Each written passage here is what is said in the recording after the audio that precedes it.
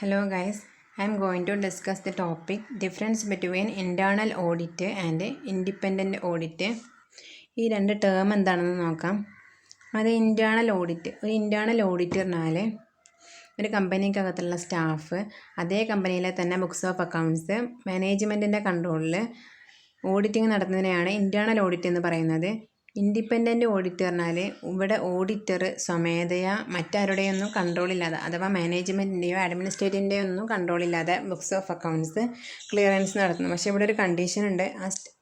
ഇവർ books of accounts clearance നടത്തുന്നത് statute അഥവാ ലോ പ്രകാരമായിരിക്കും. ഇനി തമ്മിലുള്ള ഡിഫറൻസ് എന്തൊക്കെയാണെന്ന് നോക്കാം. ഫസ്റ്റ് ബേസിസ് പറയുന്നത് അപ്പോയിൻമെൻ്റ് ആണ്. അപ്പോയിൻമെൻറ്റിൻ്റെ ബേസിസിൽ ഒരു ഇൻറ്റേർണൽ ഓഡിറ്റിങ്ങിൽ ഓഡിറ്റർ അപ്പോയിൻ്റ് ചെയ്യുന്നത് മാനേജ്മെൻ്റ് ആണ്. എന്നാൽ ഒരു ഇൻഡിപെൻഡൻറ്റ് ഓഡിറ്റിൻ്റെ കേസിൽ ഓഡിറ്റർ അപ്പോയിൻ്റ് ചെയ്യുന്നത് ഷെയർ ഹോൾഡേഴ്സോ അല്ലെങ്കിൽ ഓഡിറ്റർ ജനറലോ ആയിരിക്കും. ഇനി second basis nature of audit. Internal ഓഡിറ്റിൽ ഇറ്റ് ഈസ് കമ്പൾസറി. ഇത് കമ്പൾസറിയാണ്. ഇൻഡിപെൻഡൻറ്റ് ഓഡിറ്റിൽ കമ്പൾസറി ബൈ സ്റ്റാറ്റ്യൂട്ട് അഥവാ ആ ലോയിൽ പറഞ്ഞിട്ടുണ്ടെങ്കിൽ മാത്രം ഇത് കമ്പൾസറി ഉള്ളൂ. ഇനി ക്വാളിഫിക്കേഷൻ്റെ ബേസിസിൽ no professional qualification is required in case of internal audit. Internal ഓഡിറ്റിൻ്റെ കേസിൽ ഒരു ഓഡിറ്റർക്ക് no professional qualification is required. അതേപോലെ ഇൻഡിപെൻഡൻറ്റ് ഓഡിറ്റിൻ്റെ കേസിൽ qualification under section 226 of Companies act.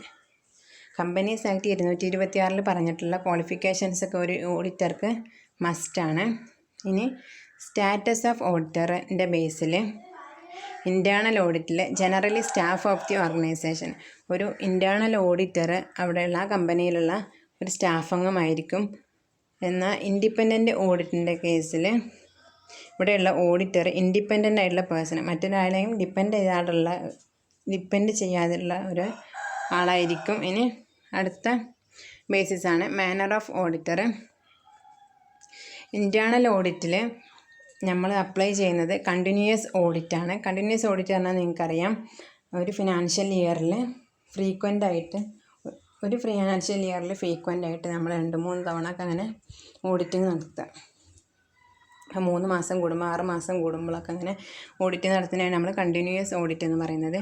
ഇനി ഇൻഡിപെൻഡൻറ്റ് ഓഡിറ്റിൻ്റെ കേസിൽ നമ്മൾ ഓഡിറ്റ് നടത്തുന്നത് കണ്ടക്റ്റഡ് ആഫ്റ്റർ എ പീരിയഡ്. ഇവിടെ ഓഡിറ്റിംഗ് നടത്തുന്നത് ആഫ്റ്റർ എ സർട്ടൻ പീരിയഡ്, ഒരു പ്രത്യേക പീരിയഡിന് ശേഷമായിരിക്കും. ഇനി ഒബ്ജക്റ്റീവ്സിൻ്റെ ബേസിസിൽ ഒരു ഇൻറ്റേർണൽ ഓഡിറ്റിൽ പറയുന്നത് to ensure compliance with established policies and procedures of the organisation. ഇവിടെ മാനേജ്മെൻറ്റ് പറഞ്ഞിട്ടുള്ള പോളിസീസും അതേപോലെ തന്നെ പ്രൊസീജിയേഴ്സൊക്കെ എൻഷുർ ചെയ്യൽ ഒരു ഇൻറ്റേർണൽ ഓഡിറ്റർക്ക് മസ്റ്റാണ്. ഇനി ഇൻഡിപെൻഡൻറ്റ് ഓഡിറ്റിൻ്റെ കേസിൽ പറയുന്നത് to ensure the accounts and financial statements are prepared as per law.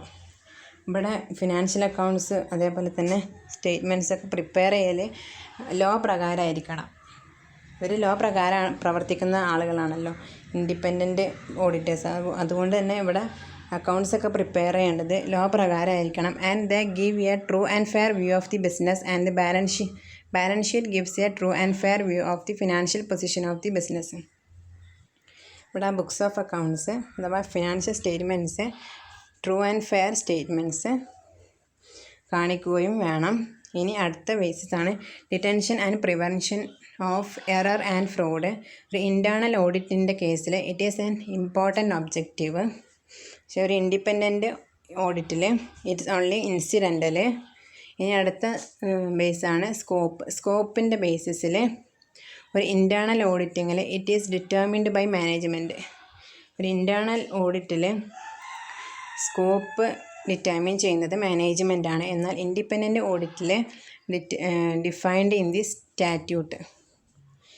ആ സ്റ്റാറ്റ്യൂട്ടിൽ പറഞ്ഞതിനനുസരിച്ചായിരിക്കും ഒരു പ്രവർത്തിക്കേണ്ടത്. ഇതിൻ്റെ സ്കോപ്പൊക്കെ ഈ നിയമത്തിൽ ആ ലോയിലായിരിക്കും പറഞ്ഞിട്ടുണ്ടാവുക. ഇനി ഡിപ്പെൻഡൻസിൻ്റെ ബേസിസിൽ ഇൻറ്റേർണൽ ഓഡിറ്റിൽ പറയുന്നത് ഡിപ്പെൻഡ് ഓൺ മാനേജ്മെൻറ്റിനെ ഡിപ്പെൻഡ് ചെയ്തിട്ടായിരിക്കും ഒരു ഇൻറ്റേർണൽ ഓഡിറ്റിംഗ് നടത്തുക. അതേസമയം ഇൻഡിപെൻഡൻറ്റ് ഓഡിറ്റിങ്ങിൽ ഇൻഡിപെൻഡൻറ്റ് ഫ്രം മാനേജ്മെൻറ്റ്, അവർ മാനേജ്മെൻ്റ് ഒന്നും കൺട്രോൾ ചെയ്യില്ല, അവർ ഡിപ്പെൻഡൻ്റ് ആയിരിക്കില്ല, മാനേജ്മെൻറ്റിനെ ഡിപ്പെൻഡ് ചെയ്തിട്ടുള്ള ആളുകളായിരിക്കില്ല. ഇനി അടുത്ത ബേസിസാണ് റിമൂവൽ ഓഫ് ഓഡിറ്റർ. ഒരു ഇൻറ്റേർണൽ ഓഡിറ്ററെ റിമൂവൽ ചെയ്യാനുള്ള റൈറ്റ് മാനേജ്മെൻറ്റിനുണ്ട് ഇൻറ്റേർണൽ ഓഡിറ്റിൽ. പക്ഷേ ഒരു ഇൻഡിപെൻഡൻറ്റ് ഓഡിറ്റിൽ ഷെയർ ഹോൾഡേഴ്സാണ് ഓഡിറ്ററെ റിമൂവൽ ചെയ്യുന്നത്. ഇനി റിപ്പോർട്ടിൻ്റെ ബേസിസിൽ ഇൻറ്റേർണൽ ഓഡിറ്റിൽ പറയുന്നത് റിപ്പോർട്ട് ടു മാനേജ്മെൻറ്റിനാണ് റിപ്പോർട്ട് സബ്മിറ്റ് ചെയ്യുന്നത്. ഇൻഡിപെൻഡൻറ്റ് ഓഡിറ്റിൽ റിപ്പോർട്ട് സബ്മിറ്റ് ചെയ്യുന്നത് ഷെയർ ഹോൾഡേഴ്സിനായിരിക്കും. ഇനി ഡിറ്റർമിനേഷൻ ഓഫ് ഡ്യൂട്ടീസ് ഡിറ്റർമിൻ ചെയ്യുന്നത് ഇൻറ്റേർണൽ ഓഡിറ്റിങ്ങിൽ duty can be modified by മാനേജ്മെൻറ്റാണ് ഡ്യൂട്ടീസൊക്കെ മോഡിഫൈ ചെയ്യുന്നത്. ഇനി ഇൻഡിപെൻഡൻറ്റ് ഓഡിറ്റിൻ്റെ കേസിലാണെന്നുണ്ടെങ്കിൽ ഡ്യൂട്ടി കനോട്ട് ബി മോഡിഫൈഡ്. ഇവിടെ ഇവരുടെ ഡ്യൂട്ടീസൊന്നും മോഡിഫൈ ചെയ്തിട്ടുണ്ടാവില്ല. Thank U.